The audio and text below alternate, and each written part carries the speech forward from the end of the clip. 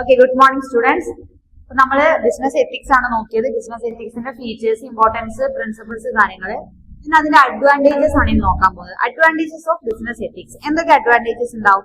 First നമ്മൾ പഠിച്ച കാര്യങ്ങളൊക്കെ തന്നെയാണ്. First one, builds trust and loyalty, അല്ലെ? അതായത് ഒരു ട്രസ്റ്റും ലോയൽറ്റിയും ബിൽഡ് ചെയ്യാന്നുള്ളത് അതിന്റെ ഒരു അഡ്വാൻറ്റേജസ് ആണ്. അതായത് നമ്മൾ കസ്റ്റമേഴ്സ് ആയിട്ട് ഒരു ലോയൽ ആയിരിക്കാം, അതേപോലെ അവരുടെ ട്രസ്റ്റും കാര്യങ്ങളൊക്കെ ബിൽഡ് ചെയ്തിരിക്കുക എന്നുള്ളത് ഒരു അഡ്വാൻറ്റേജ് ആണ്. ആൻഡ് ഫേവറബിൾ ഓർഗനൈസേഷൻ കൾച്ചർ, അല്ലെ? നമ്മൾ പറഞ്ഞല്ലോ, എക്കോണമിക് നേച്ചർ, എക്കോണമിനെ കൺസിഡർ ചെയ്തിട്ടായിരിക്കണം നമ്മളൊരു ബിസിനസ് സ്റ്റാർട്ട് ചെയ്യേണ്ടത്. അപ്പം ഒരു ഓർഗനൈസേഷൻ കൾച്ചർ എന്താ പറയാ, ഫേവറബിൾ ആയിരിക്കും ബിസിനസ് എത്തിക്സ് എന്ന് പറയുന്നത്. അതേപോലെ justice and respect, organisational culture എന്ന് പറയുമ്പോൾ നമ്മളെ ജസ്റ്റിസും അതേപോലെ റെസ്പെക്റ്റും എല്ലാ ഫ്രെയിംവർക്കും കീപ്പ് ചെയ്തിട്ടുള്ളതായിരിക്കും business ethics. Then fosters corporate social responsibility, അല്ലെ? നമ്മൾ സോഷ്യൽ റെസ്പോൺസിബിലിറ്റി പാലിച്ചുകൊണ്ടായിരിക്കാം ഒരു ബിസിനസ് സ്റ്റാർട്ട് ചെയ്യുന്നത്. സൊസൈറ്റി എന്താണോ പറയുന്നത് ആ രീതിക്ക് അനുശാസിക്കുന്ന ബിസിനസ് ആണ് നമ്മൾ സ്റ്റാർട്ട് ചെയ്തുകൊണ്ടിരിക്കുന്നത്.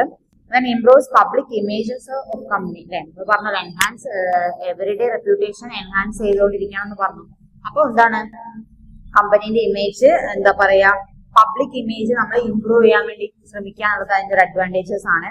ദെൻ ബൂസ്റ്റ് എംപ്ലോയീസിന്റെ മോറല് ബൂസ്റ്റ് ചെയ്തുകൊണ്ടിരിക്കുക. Better financial status of the company, കമ്പനിക്ക് ഒരു ബെറ്റർ ഫിനാൻഷ്യൽ സ്റ്റാറ്റസ് കീപ്പ് ചെയ്തുകൊണ്ടിരിക്കുക എന്നുള്ളത് എന്താണ്, അതിന്റെ ഒരു വലിയ അഡ്വാൻറ്റേജസ് ആണ് ബിസിനസിന്റെ. ഓക്കെ, ബിസിനസ്സിലെ കുറെ സ്റ്റേക്ക് ഹോൾഡേഴ്സിനെ കുറിച്ച് പഠിച്ചില്ല. ആരൊക്കെയായിരിക്കും സ്റ്റേക്ക് ഹോൾഡേഴ്സ് അതിൽ വരുന്നത്? വെൻഡേഴ്സ്, കൺസ്യൂമേഴ്സ്, ഗവൺമെന്റ്, അതേപോലെ ആരാണോ share holders, share capital invest ചെയ്യുന്നത്, ഷെയർ ഹോൾഡേഴ്സ്, ഇവരൊക്കെയാണ് നമ്മൾ സ്റ്റേക്ക് ഹോൾഡേഴ്സ് എന്ന് പറയുന്നത്. ഓക്കെ, അപ്പൊ അത്രയും കാര്യങ്ങളാണ് ബിസിനസ് എത്തിക്സ് എന്ന് പറഞ്ഞ ചാപ്റ്ററിൽ നമുക്ക് പഠിക്കാനുള്ളത്. ഇത് നമ്മൾ അടുത്ത് നോക്കാൻ പോകുന്നത് fair trade practices and retail business. ഒരു റീറ്റെയിൽ ബിസിനസ്സിലെ fair trade practice in retail business ആണ്. നമ്മൾ റീറ്റെയിൽ ബിസിനസ്. ഓക്കെ, റീറ്റെയിൽ ബിസിനസ്സിൽ ഫെയർ ട്രേഡ് പ്രാക്ടീസസ് കാര്യങ്ങളാണ് നമ്മൾ നോക്കുന്നത്. ഫെയർ ട്രേഡ് എന്ന് പറഞ്ഞാൽ എന്താ? Fair trade practices as they find their place within the expansive realm of the retail industry.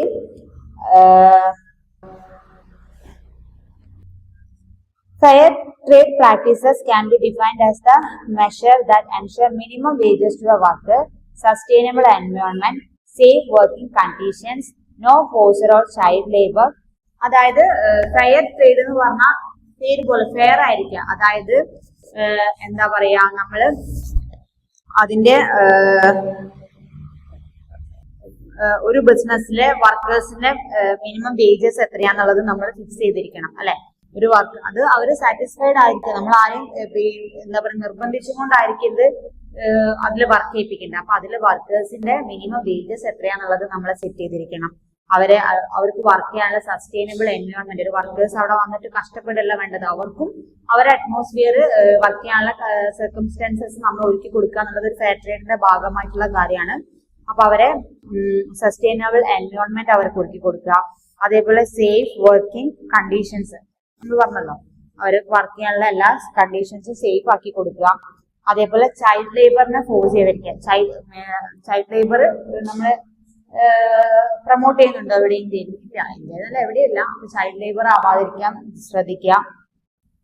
അതേപോലെ ഡെവലപ്മെന്റ് ഫണ്ട്സിലൊക്കെ അപ്രോപ്രിയേറ്റ് കോൺട്രിബ്യൂഷൻസ് നൽകുക. അങ്ങനെ അതെല്ലാം ഒരു ബിസിനസിന്റെ എല്ലാ മേഖലകളിലും നമ്മൾ ഗുഡ് ഫെയ്ത്ത് ആയിട്ട് വർക്ക് ചെയ്യുന്നതിനാണ് നമ്മൾ ഫെയർ ട്രേഡ് എന്ന് പറയുന്നത്. ഓക്കെ, അപ്പൊ അതിൽ നമ്മളെല്ലാം മെയിനായിട്ട് നമ്മൾക്ക് വർക്കേഴ്സിന്റെ വേജസും അവരുടെ അവരുടെ വർക്കിംഗ് കണ്ടീഷൻസും എല്ലാ കാര്യങ്ങളും സെറ്റ് ചെയ്ത് കൊടുക്കുന്നതിനാണ് ഫെയർ ട്രേഡ് എന്ന് പറയുന്നത്. Then significance of fair trade. ഒരു ഫെയർ ട്രേഡിന്റെ സിഗ്നിഫിക്കൻസ് എന്തൊക്കെയാ? First one, empowering producers. അതായത് പ്രൊഡ്യൂസേഴ്സിനെ എംപവർ ചെയ്യാം എന്ന് വെച്ചാൽ എന്താ? Fair trade this commitment serves a lifeline to those small scale farmers skilled as, അതായത് എംപവറിംഗ് പ്രൊഡ്യൂസേഴ്സ് എന്ന് പറഞ്ഞാൽ നമ്മളെ വർക്കേഴ്സിന്റെ സ്കില്ലിനെ നമ്മൾ എംപവർ ചെയ്തുകൊണ്ടിരിക്കുക. അവർക്ക് എന്തൊക്കെ സ്കില്ലുണ്ട് നമ്മൾ നോക്കിയിട്ട് നമുക്കത് എന്താണോ ആവശ്യമുള്ളത് ആ മേഖലയിൽ അവരെ എന്ത് ചെയ്യാം, അവരുടെ സ്കില്ലിനെ എംപവർ ചെയ്തുകൊണ്ടിരിക്കുക. ഓക്കെ, അത് നമുക്ക് എന്താണ്, ഒരു ബിസിനസ്സിന് അത് ലാഭമാണ് അല്ലെ. നമുക്ക് ഒരാളെ ഒരു മാനിനെ കിട്ടിയ അല്ലെങ്കിൽ ഒരു വർക്കറിനെ കിട്ടിയ നമ്മൾ അവർക്ക് അവരുടെ ടാലന്റ് എന്താണെന്ന് മനസ്സിലാക്കി നമ്മളെ ബിസിനസ്സിന് അത് എങ്ങനെ ഓപ്റ്റ് ചെയ്യാം അല്ലെങ്കിൽ അഡോപ്റ്റ് ചെയ്യാൻ നോക്കിയിട്ട് ആ രീതിക്ക് ബിസിനസ്സിനെ വളർത്തിക്കൊണ്ടുവരിക. ദെൻ പോവേർട്ടി എലിവേഷൻ എന്ന് വെച്ചാൽ എന്താണ് പോവേർട്ടി എലിവേഷൻ എന്ന് പറഞ്ഞാല് fair trade is a remarkable potential to alleviate the perceptive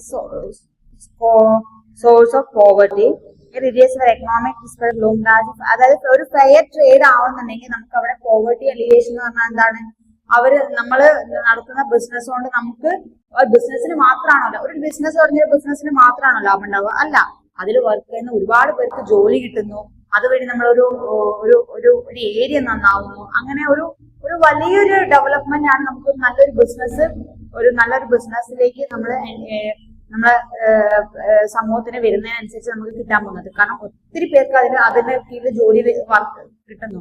അതോടുകൂടി ഓരോരുത്തരും വർക്കേഴ്സിനും നമുക്ക് വേജസും അവർക്ക് ഇൻകം ഏൺ ചെയ്യാൻ പറ്റുന്നതോടുകൂടി നമുക്കൊരു പോവേർട്ടി എലിവേഷൻ ഒരു ബിസിനസിനെ കൊണ്ട് സാധിക്കുന്നുണ്ട്. ദെൻ എൻവയോൺമെന്റൽ സസ്റ്റൈനബിലിറ്റി അല്ലെ. എൻവയോൺമെന്റൽ സസ്റ്റൈനബിലിറ്റി എന്ന് പറഞ്ഞാൽ എന്താണ്, നമ്മള് production method, fair trade, sustainable environment അതായത് എല്ലാ ജസ്റ്റിസും എല്ലാ ലോസും എല്ലാ ജസ്റ്റിസും റെസ്പെക്റ്റും പാലിച്ചുകൊണ്ട് എൻവയോൺമെന്റിന്റെ സസ്റ്റൈനബിൾ ആയിട്ടുള്ള രീതിയിൽ ഒരു ബിസിനസ് തുടങ്ങുമ്പോൾ അത് എപ്പോഴും എന്തായിരിക്കും, സക്സസ് ആയിരിക്കും. ഓക്കെ, അപ്പൊ എൻവയോൺമെന്റൽ സസ്റ്റൈനബിലിറ്റി കീപ്പ് ചെയ്യുന്നു. എത്തിക്കൽ കൺസംഷൻ ഉണ്ടായിരിക്കാം. ദെൻ കമ്മ്യൂണിറ്റി ഡെവലപ്മെന്റിൽ ഉദ്ദേശിക്കുന്നത് എന്താണ്, ഇൻഡിവിജ്വൽ എംപവർമെന്റ്. നമ്മൾ പറഞ്ഞല്ലോ ഓരോ അതിൽ കൂടി വളരാൻ പറ്റുന്നുണ്ട്. അതായത് ഒരാൾക്ക് ഓരോ സ്കില്ലാണ്. അപ്പം ഇന്ന് സ്കില്ല് വെച്ചിട്ട് ആ സ്കില്ല് ഡെവലപ്പ് ചെയ്യാൻ വേണ്ടിയിട്ട് ആർക്കൊക്കെ ഓരോ ഇൻഡിവിജ്വൽസിനും പറ്റുന്നുണ്ട്. അപ്പൊ കമ്മ്യൂണിറ്റി ഡെവലപ്മെന്റ് അതുകൂടി ഉണ്ടാവുന്നു. ഓക്കെ, അപ്പൊ ഇത്രയും സിഗ്നിഫിക്കൻസ് ആണ് ഒരു ഫെയർ ട്രേഡ് പ്രാക്ടീസസിന് ഉണ്ടാവുക. Then fair trade principles and standards of fair trade. ഒരു ഫെയർ ട്രേഡിന് എന്തൊക്കെ പ്രിൻസിപ്പിൾസ് അല്ലെങ്കിൽ എന്തൊക്കെ സെറ്റ് ഓഫ് സ്റ്റാൻഡേർഡ്സ് ഉണ്ടായിരിക്കണം? ഫസ്റ്റ് വൺ ഫെയർ പ്രൈസ് ആയിരിക്കണം. Okay, fair prices, fair labour conditions ഒക്കെ എന്തായിരിക്കണം, ഫെയർ ആയിരിക്കണം. അതായത് ഓരോ ലേബേഴ്സ് നമ്മൾ പറഞ്ഞല്ലോ, ഓരോ ലേബേഴ്സിനെ നമ്മൾ ആ രീതിക്ക് ട്രീറ്റ് ചെയ്യണം. അപ്പൊ അവരെല്ലാ കണ്ടീഷൻസും എന്ന് വെച്ചിട്ട് അവരുടെ പേഴ്സണൽ ഇൻട്രസ്റ്റ് കണ്ടീഷൻസ് അല്ല പറയുന്നത്, അവരുടെ കണ്ടീഷൻസ് എന്തായിരിക്കണം, ഫെയർ ആയിരിക്കണം. അതേപോലെ ഡയറക്റ്റ് ട്രേഡ് ആയിരിക്കണം. കള്ളത്തരത്തിലൂടെയൊന്നും ആവാതെ നമ്മളെ ജസ്റ്റിസും റെസ്പെക്റ്റും ഒക്കെ കീപ്പ് ചെയ്തിട്ടുള്ള ആ രീതിക്ക് ഫെയർ ഡയറക്റ്റ് ട്രേഡ് ആയിരിക്കണം. ദെൻ എൻവയോൺമെന്റൽ സസ്റ്റൈനബിൾ ആയിരിക്കണം. എല്ലാം ഒരേ പോയിന്റ് ഒക്കെ തന്നെയാണ്. ദെൻ കമ്മ്യൂണിറ്റി ഡെവലപ്മെന്റ് നമ്മൾ പറഞ്ഞല്ലോ. ദെൻ ജെൻഡർ ഇക്വാലിറ്റി അല്ലെ. ഒരു ബിസിനസ്സിൽ ജെൻഡർ ഇക്വാലിറ്റി എന്ന് പറഞ്ഞാൽ അറിയാലോ, ബിസിനസ്സിൽ വർക്ക് ചെയ്യുന്ന എല്ലാവരും ഈക്വൽ ജെൻഡർ ആയിട്ട് ട്രീറ്റ് ചെയ്യുക. അല്ലാതെ ജെൻഡർ ഇക്വാലിറ്റി അവിടെ കാണിക്കരുത്. എല്ലാവർക്കും തുല്യ പ്രാധാന്യം കൊടുത്തിട്ടതായിരിക്കാം ഒരു ഫെയർ ട്രേഡ് പ്രാക്ടീസസ് എന്ന് പറഞ്ഞത്. ദെൻ നമ്മളിപ്പോ പറഞ്ഞത് അതിന്റെ പ്രിൻസിപ്പിൾ. ഇനി കുറച്ച് സ്റ്റാൻഡേർഡ്സ് ഓഫ് ഫെയർ ട്രേഡ്. എന്തൊക്കെ സ്റ്റാൻഡേർഡ് ഉണ്ടായിരിക്കണം ഒരു ഫെയർ ട്രേഡ് പ്രാക്ടീസസിന്? നമ്മളിപ്പോ പറഞ്ഞ കാര്യങ്ങളൊക്കെ തന്നെയാണ്. ഫെയർ ട്രേഡ് പ്രൈസ് ആയിരിക്കണം, ഫെയർ ട്രേഡ് പ്രീമിയം ആയിരിക്കണം, അതേപോലെ ട്രാൻസ്പെറന്റ് സപ്ലൈ ചെയിൻ അല്ലെ. സപ്ലൈ ചെയിൻ എപ്പോഴും ട്രാൻസ്പെറന്റ് ആയിരിക്കണം. അതിൽ കള്ളത്തരൊന്നും പാടില്ല. ഡയറക്റ്റ് നമ്മുടെ ബിസിനസ് എന്താണോ ഉദ്ദേശിക്കുന്നത്, ആ ബിസിനസ്സിൽ എന്തൊക്കെ ഡീലിങ്സ് ഉണ്ട് എന്നുള്ളത് എപ്പോഴും ട്രാൻസ്പെറന്റ് ആയിരിക്കണം. എപ്പോഴും ഒരു ഗവൺമെന്റിന്റെ ഇതിന്റെയൊക്കെ എന്താ പറയാ ലോഫുൾ ആയിരിക്കണം. അവരിടപെടലിൽ നമുക്ക് അതിൽ കള്ളത്തരങ്ങൾ ഉണ്ടാവാൻ പാടില്ല. Then prohibition of child labour അല്ലെ. ചൈൽഡ് ലേബർ നമ്മൾ നിരോധിച്ചതാണ്, പ്രൊഹിബിറ്റഡ് ആണ്, അതുണ്ടാവാൻ പാടില്ല. ഒരു ചൈൽഡ് ലേബറെ കൊണ്ട് നമ്മൾ ബിസിനസ് വർക്ക് ചെയ്യിക്കാതിരിക്കാം. ദെൻ ഫെയർ വർക്കിംഗ് കണ്ടീഷൻസ് ഉണ്ടായിരിക്കുക. എൻവയോൺമെന്റൽ സ്റ്റാൻഡേർഡ് കീപ്പ് ചെയ്തിരിക്കണം. എംപവർമെന്റ് ഓഫ് മാർജിനലൈസ്ഡ് കമ്മ്യൂണിറ്റീസ് ആയിരിക്കണം. ജെൻഡർ ഇക്വാലിറ്റി ഉണ്ടായിരിക്കണം. ഡെമോക്രാറ്റിക് ഡിസിഷൻ മേക്കിംഗ് ആയിരിക്കണം ബിസിനസ്. അപ്പൊ അത്രയും പോയിന്റ്സ് കീപ്പ് ചെയ്താലേ ഒരു സ്റ്റാൻഡേർഡ് ഫെയർ ട്രേഡ് ആവുള്ളൂ. നേരത്തെ പറഞ്ഞ കുറെ പ്രിൻസിപ്പിൾസ് നോക്കിയാലേ അതും ഒരു നല്ലൊരു ഫെയർ ട്രേഡ് പ്രിൻസിപ്പിൾസ് ആവുള്ളൂ. ഓക്കെ, അപ്പൊ അത്രയും കാര്യങ്ങളാണ്